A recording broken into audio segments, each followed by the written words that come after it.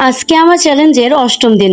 বরাবরই অন্যান্য দিনগুলোর মতো আজকের দিনটাও ব্যতিক্রম নয়। প্রতিদিনই প্রায় একই যায়। উঠে ফ্রেশ হয়ে পড়তে বসলাম। ভাবছি যে সাবজেক্টগুলোতে আমার বেশি সমস্যা ওইগুলো আগে শেষ করব। প্রথম দিন পড়তে বসে সব এলোমেলো লাগছিল। এই 8 দিনে অনেকটাই গোছালো হয়ে গেছে। আশা করি ধীরে ধীরে পড়াগুলো সহজ হয়ে যাবে। সকাল থেকেই পড়ছি। এর মধ্যে দুপুরের দিকে ঝমঝমিয়ে বৃষ্টি নেমেছে। জানালা দিয়ে মুগ্ধ হয়ে বৃষ্টি দেখছি। এরপর খেয়ে নিলাম।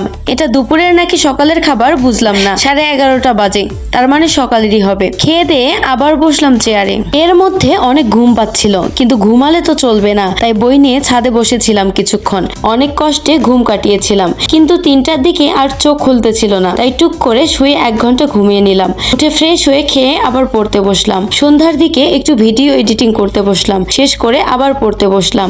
দিনগুলো সবই একই যাচ্ছে, কোনো নতুনত্ব নেই, কিন্তু পড়ছি আর অনেক কিছুই শিখছি। রাতে ইংরেজি আর গণিতটা নিয়ে বসলাম। দুইটা মিলে প্রায় 3 ঘন্টা পড়লাম। 11:30টার দিকে পড়া শেষ করলাম। আজকেও আমার টার্গেট পূরণ। ভাত খেয়ে গরম গরম দুধ খেয়ে শুয়ে পড়লাম। কাল দেখা হবে। টাটা।